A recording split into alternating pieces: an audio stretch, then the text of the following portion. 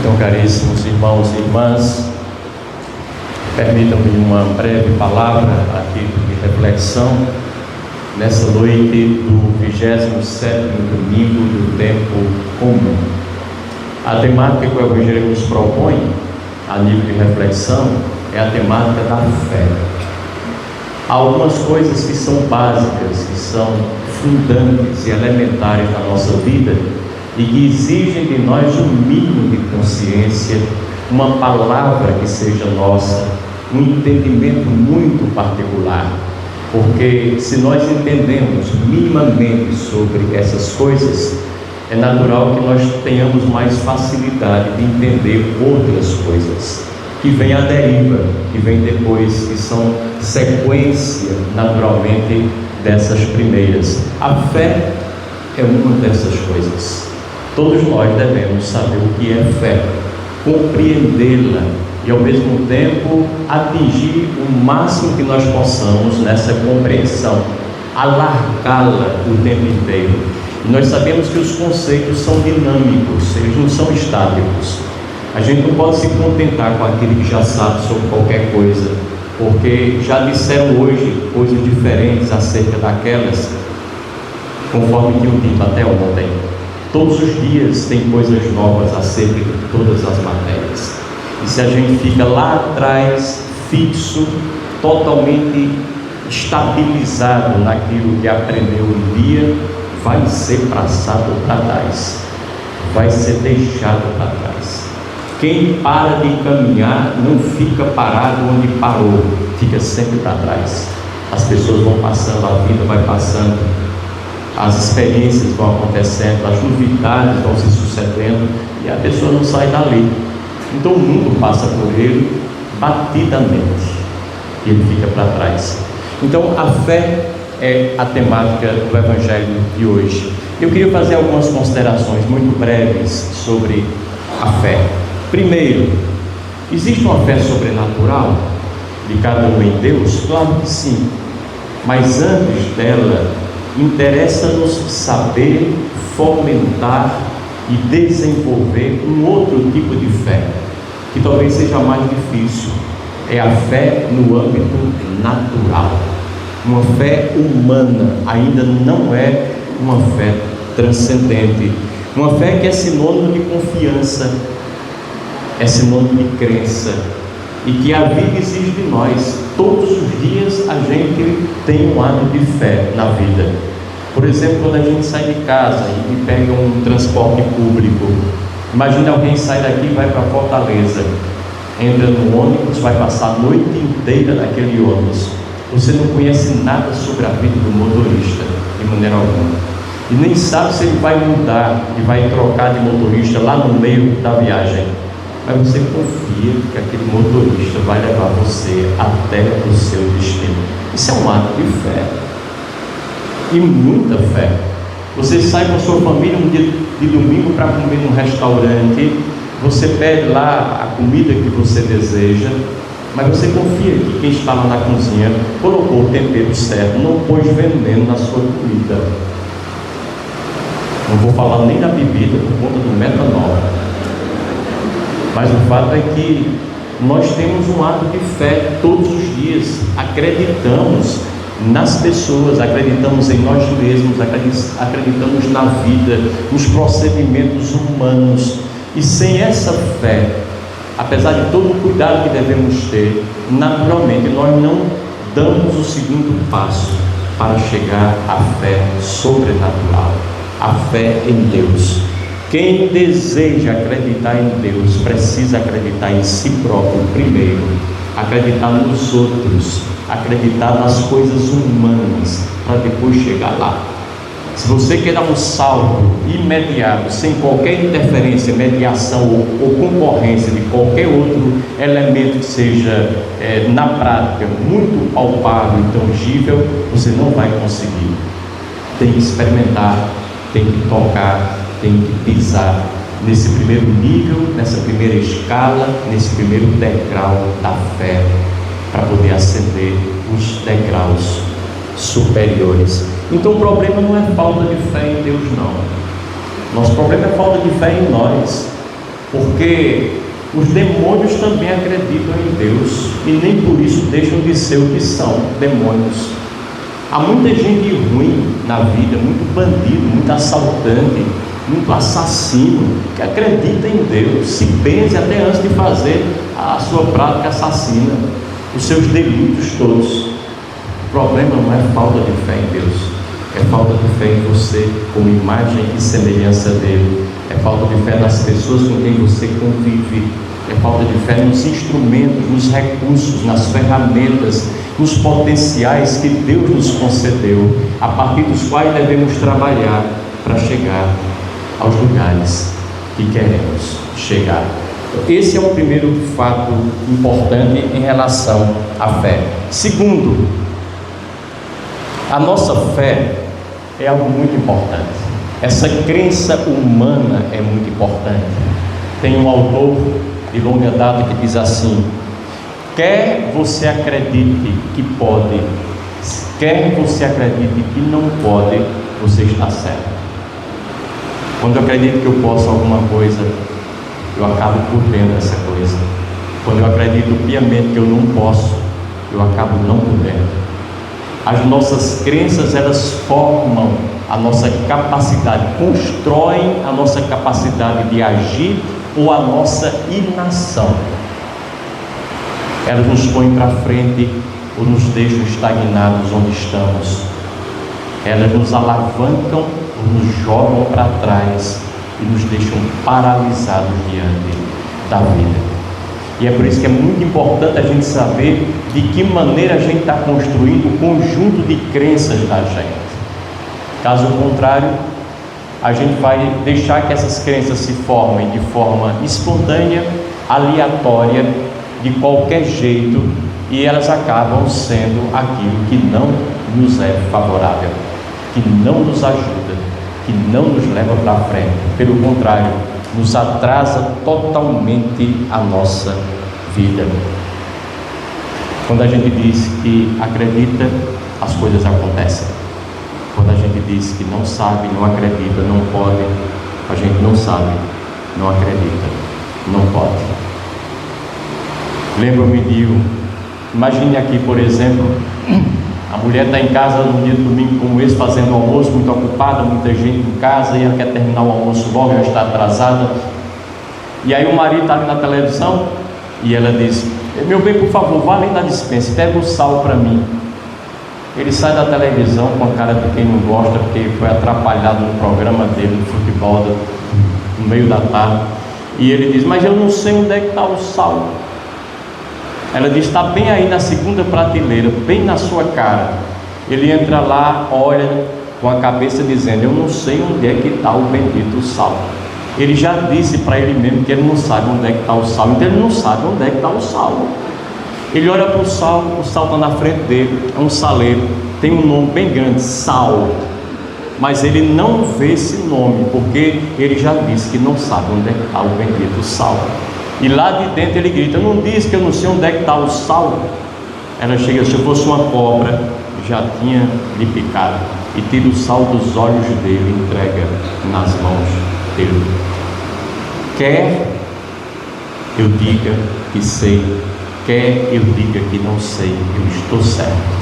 Então, pelo amor de Deus, vamos dizer que nós sabemos, para nós criarmos essa capacidade, esse caminho favorável ao conhecimento das coisas boas da vida. Vamos criar isso em nós com uma atitude positiva que nos faz viver a vida de uma forma muito melhor, muito mais alegre, muito mais eficiente, e que responda de forma compatível à grandeza das temáticas que ela coloca em nossas mãos o tempo inteiro. Nós temos esse dever, essa obrigação de viver no máximo das nossas capacidades, das nossas possibilidades. Segunda coisa importante: toda crise, qualquer que seja ela, é sempre uma crise de fé. Mesmo as pessoas que dizem não ter fé, quando estão em crise, elas têm uma crise de fé. Por quê? Porque a fé verdadeiramente abarca a totalidade da nossa vida e do nosso ser. Não tem nada que fique fora da nossa fé. E de um modo honesto e corajoso, nós devemos enfrentar todas as situações da nossa vida. Isso é fé. As situações pessoais, familiares, as finanças, as emoções, os sentimentos, os relacionamentos, tudo quando a gente enfrenta com dignidade, com presteza, com altivez, a gente está mostrando que tem fé. A fé perpassa transversalmente o todo da nossa vida. Nada fica de fora, nada é deixado para trás. Tudo a fé engloba e abrange.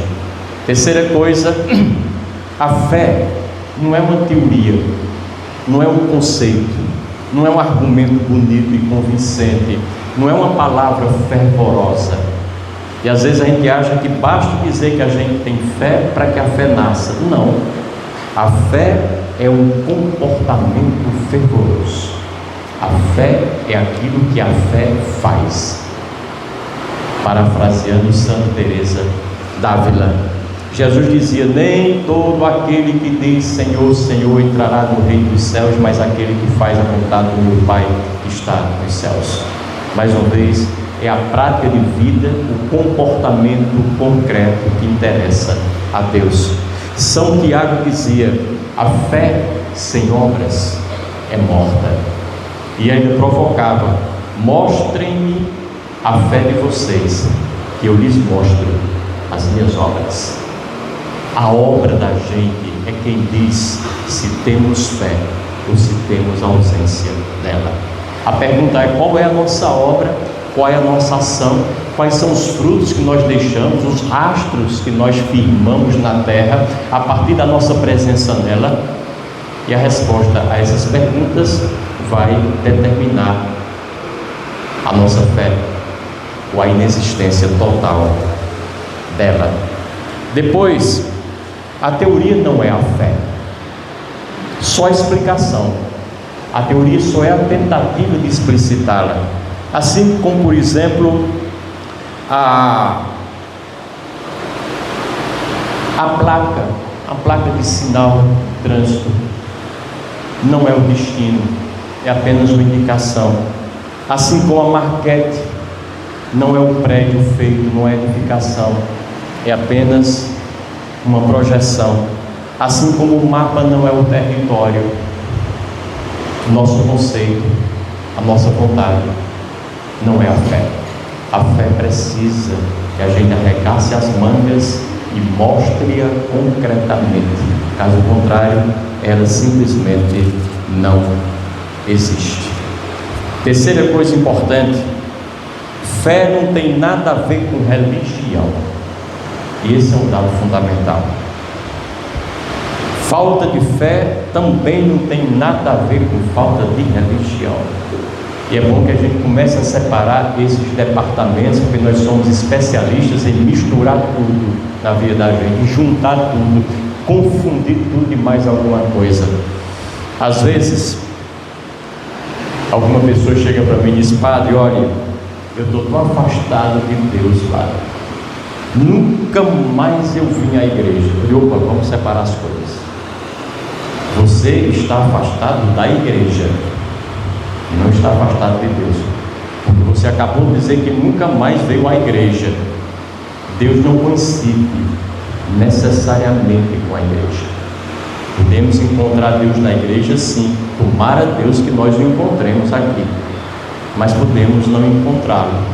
Podemos encontrá-lo em qualquer lugar fora dela, e tomara Deus que nós o encontremos também em qualquer lugar fora dela, porque Deus abrange tudo, está em tudo. E naturalmente é preciso que nós tenhamos essa compreensão.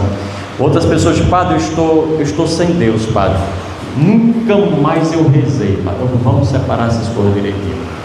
Você está sem oração, você não está necessariamente sem Deus. Se você quer rezar, comece a rezar, mas não identifique erroneamente, absolutamente, a sua oração a Deus. Nem sempre Deus está presente no coração de quem reza, só porque reza. Nem sempre Deus está ausente no coração de quem não reza, só porque não reza. É preciso que a gente não confunda as coisas. O ideal é que quem reza possa manifestar Deus. O ideal é quem está na igreja possa também configurar-se a Deus. Mas nem sempre as coisas acontecem conjuntamente de forma alguma. Isso é mais ou menos como a liberdade. Ora, a prisão não são as grades, e a liberdade não é a rua. Podemos encontrar muita gente presa, rua acima, rua abaixo, e podemos encontrar muita gente livre, apesar das grades, por trás das quais encontra-se trancafiada. Da mesma forma, a gente pode dizer que há muitas pessoas fora das igrejas e de fato tem fé. Há muitas pessoas dentro das igrejas de comunhão diária que não têm fé, apesar de estar na igreja o tempo inteiro. Então, fé não é uma prática religiosa, é uma experiência de Deus, é uma espiritualidade, é uma forma de você estar na vida, de você conduzir-se pela vida, de você viver a sua experiência, inclusive sozinho. Há quem diga que fé é aquilo que nós fazemos quando estamos sós, porque na igreja com todo mundo é muito fácil a gente esboçar um comportamento fervoroso, até para mostrar para os outros que nós somos homens e mulheres de fé. Agora, quando estamos sozinhos, quando não tem ninguém para ver, ninguém para avaliar, ninguém para aplaudir, elogiar ou criticar ou condenar, aí sim, é nesse momento que você pode mostrar quem você é e qual é a sua relação com Deus ou com a entidade sobrenatural, independentemente do nome que você atribui a ela. É você e você mesmo. É aí que as coisas se decidem naturalmente. Depois, fé não é algo que se aumenta ou se diminui. Hoje os discípulos pediram a Jesus Cristo: Senhor, aumenta a nossa fé. E Jesus Cristo respondeu mais ou menos assim, que a fé não é uma coisa que pode diminuir ou pode aumentar. Quando ela existe e pronto. Ela não se acaba mais, de maneira alguma. E a fé pequenininha, do tamanho de um grão de mostarda, que era a menor semente conhecida naquela altura, se você diz através dela: saia daqui para uma árvore e planta-te ali, ela vai. Planta-te acolá, ela também vai. Então a fé não se mede pelo tamanho, pelo volume, de maneira alguma. Não é questão de ter mais ou ter menos, é uma questão de qualidade. Muitas vezes quando a gente diz: minha fé está tão pequenininha, na verdade a nossa vida está envolvida em dificuldades. Quando nós estamos em dificuldades pessoais, quando nós estamos envolvidos em problemas graves, quando nós estamos diante de uma doença, de uma dificuldade nesse nível muito humano, é normal que a gente se sinta com falta de fé, mas é apenas uma falsa percepção. A fé continua lá.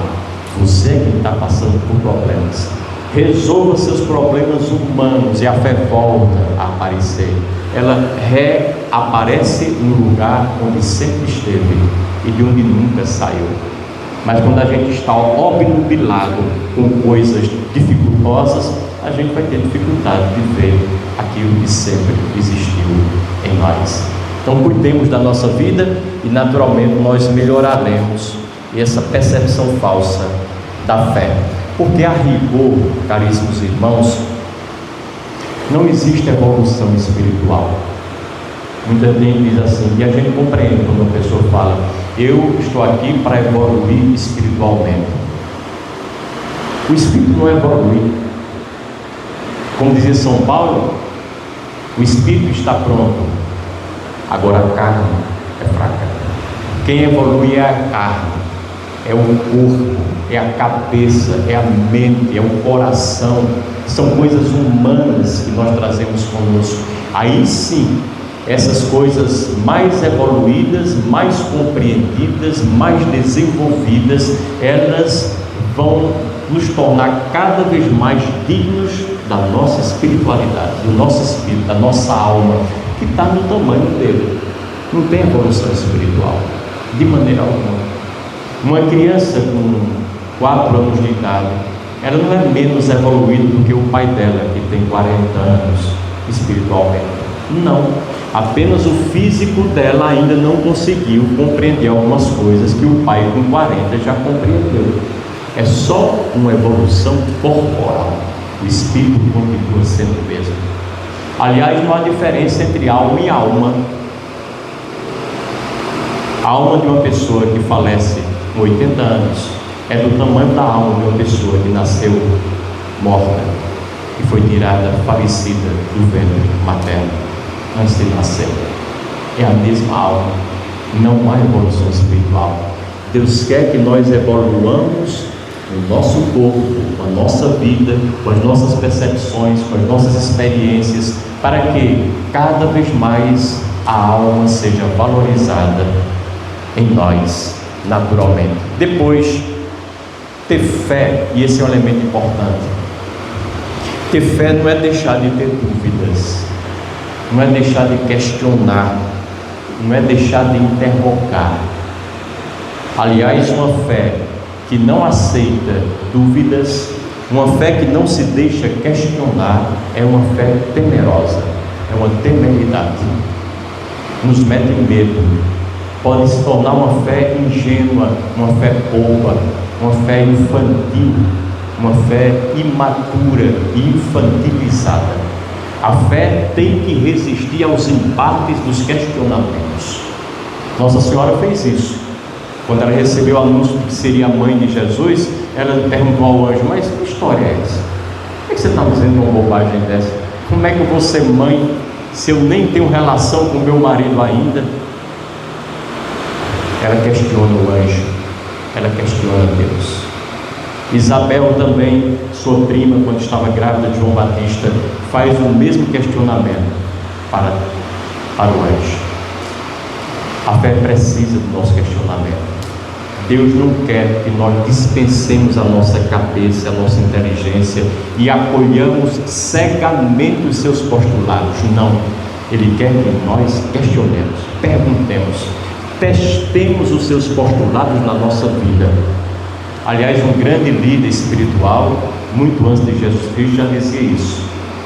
Falava para os seus discípulos: olha, não acreditem naquilo que eu estou dizendo a vocês só porque sou eu que estou dizendo. Testem na vida de vocês. Se funcionar, bola para frente. Se não funcionar, pelo amor de Deus, tenham a hombridade de não seguir adiante com essas coisas. É preciso que nós testemos a fé em nossas vidas no cotidiano, porque a verdadeira fé não dispensa, repito, a nossa inteligência, o nosso bom senso, a nossa cultura, a nossa busca de entendimento, as nossas leituras e assim por diante. Quanto mais culto for uma pessoa, mais ela tem condições de chegar a uma fé madura. Hoje não há ateus sábios, não há ateus cientistas. Todos os grandes estudiosos e cientistas são crentes, têm fé, Não há mais nada nesse nível que dispense a fé. E é preciso que a gente tenha essa consciência. A fé não pode cegar a gente, dispensar a gente dos cuidados com a vida, dos cuidados com nós próprios. Eu sempre lembro daquela história de Nasruddin, que chegou, ele era judeu, ele chegou no templo, na sinagoga, para a celebração, e a celebração judia é sempre feita por homens, ainda que haja muitas mulheres lá, e ele entrou atrasado. Precisavam dele, porque ele estava escalado com uma função naquela celebração. Esperaram um bom tempo, ele chegou atrasado. Naquela época vinha de animais, os animais eram deixados lá fora da sinagoga, Ele chegou correndo, esbaforido, e disse lá para o líder, o celebrante, o rabino: Rabino, olha, eu cheguei atrasado, falou bem alto, mas a minha fé continua inabalável. Eu sou homem de muita fé.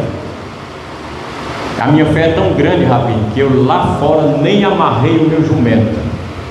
O rabino olhou para ele com a cara de poucos amigos e disse: então vá lá fora e amarre o seu jumento. Moral da história: acredite em Deus, mas pelo amor de Deus, amarre o seu jumentinho. Tenha cuidado das suas coisas, feche e trave as suas portas, não deixe nada exposto, não dê espaço bom para que alguém lhe ultrapasse de maneira alguma. Tenha os cuidados necessários, não transfira para as mãos de Deus cuidados desnecessários a Ele.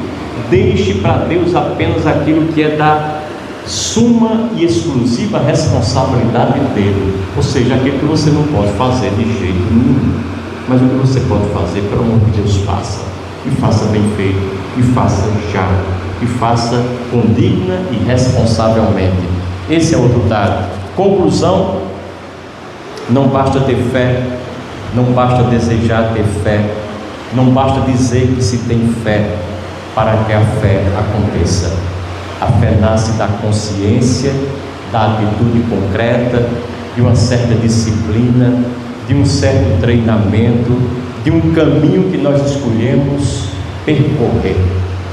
É dom de Deus? É, mas também é conquista humana. Como tudo na vida, é feito da parte de Deus com a nossa parte, porque o nosso Deus é um Deus que trabalha em parceria.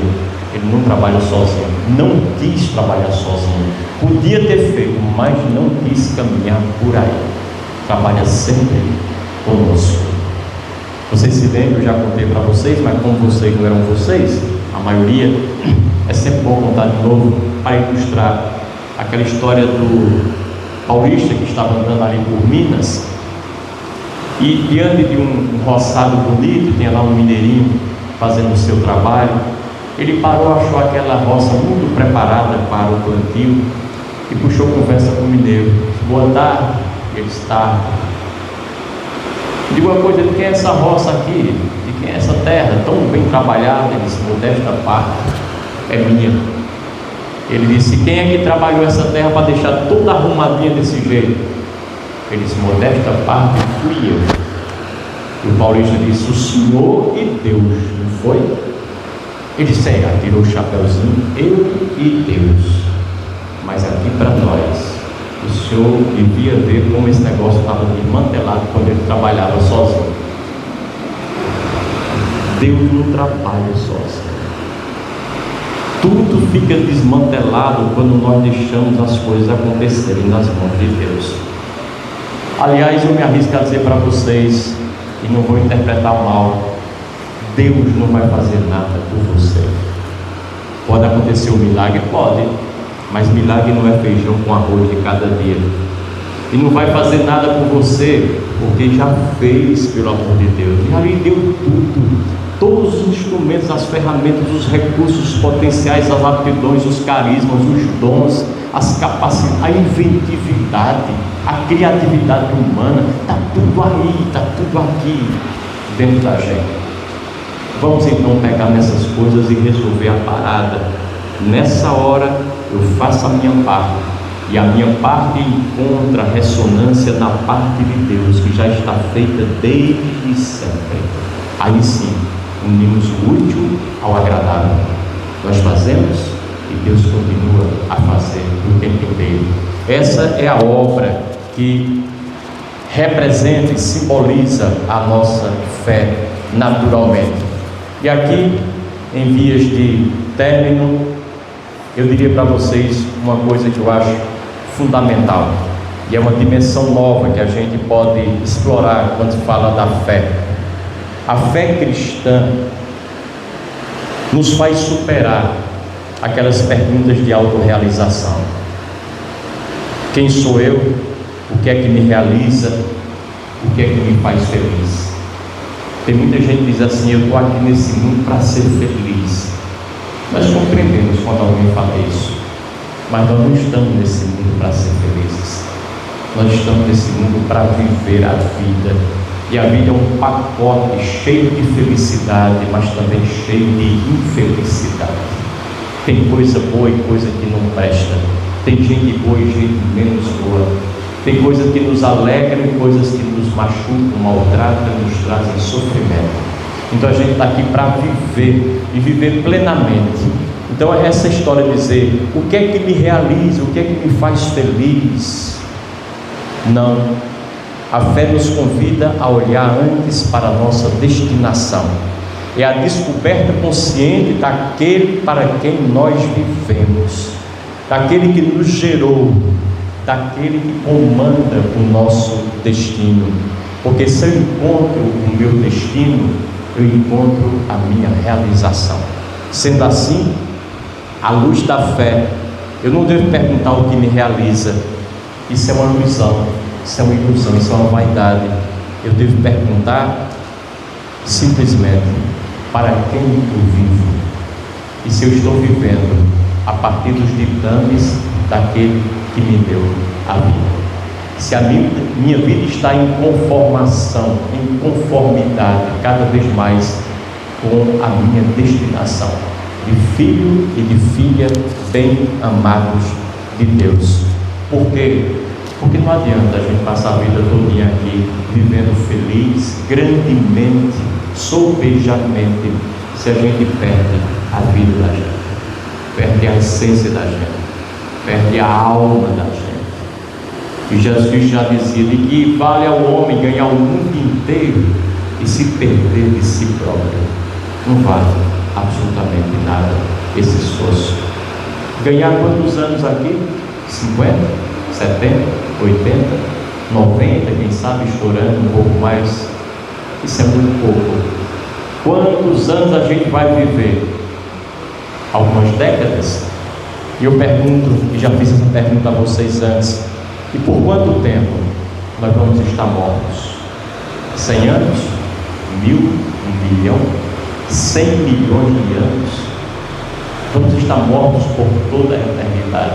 Então, pelo amor de Deus, procuremos ver essas duas coisas: a minha vida aqui, para que seja aproveitada da melhor maneira possível, vivendo-a plenamente, condignamente, no máximo do meu gás, do meu potencial, mas sem perder o fio da meada e a ligação que ela naturalmente me leva a ter com a vida eterna.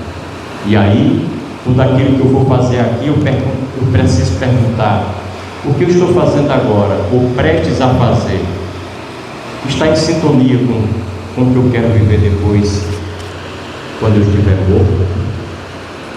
Porque quando estivermos mortos, continuaremos vivos, e essa vida nos interessa muito. Pensar nela é muito importante, para que a gente não fique circunscrito, aprisionado mediocramente nessa vida de algumas décadas que passam num sopro, num acender e apagar de luzes, numa vela que se apaga a qualquer instante. Quando ela se apagar aqui, que continue vibrante, que continue acesa, que continue ardorosa por todo o tempo que nós temos pela frente. Que Deus nos ajude nesse empreendimento que está longe de ser uma coisa fácil, e que Ele nos concede na nossa fé. Louvado seja o nosso Senhor Jesus Cristo.